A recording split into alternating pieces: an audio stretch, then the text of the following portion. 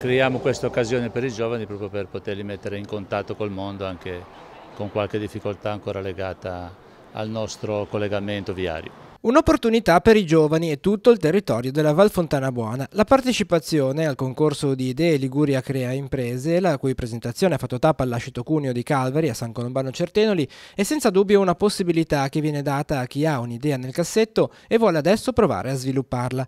Per farlo c'è tempo fino al prossimo 20 marzo. Le proposte imprenditoriali possono essere inviate a titolo completamente gratuito al portale www.liguriacreaimpresa.it. Sicuramente la Val Fontana Buona è ricca di realtà interessanti e siamo sicuri che in qualunque zona della Liguria, da qualunque zona della Liguria possano uscire progetti.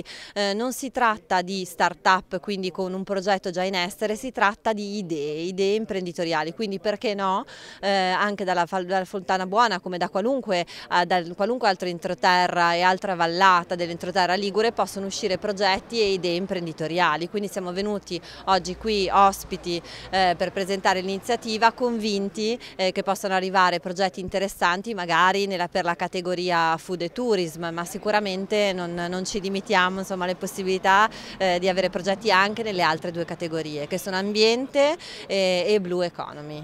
All'incontro erano presenti i sindaci del territorio che adesso si faranno promotori dell'iniziativa ideata da YLab e promossa dall'associazione Tigullio Crea Impresa. Era doveroso perché è nell'interesse della Fontana Buona, quindi di noi sindaci ma soprattutto dei nostri cittadini, una grossa opportunità per chi avesse delle idee valide per portarle a concretizzarle anche ad alti livelli. Quindi è stato molto facile impegnarsi in questa cosa perché è una cosa che si promuoveva da sola.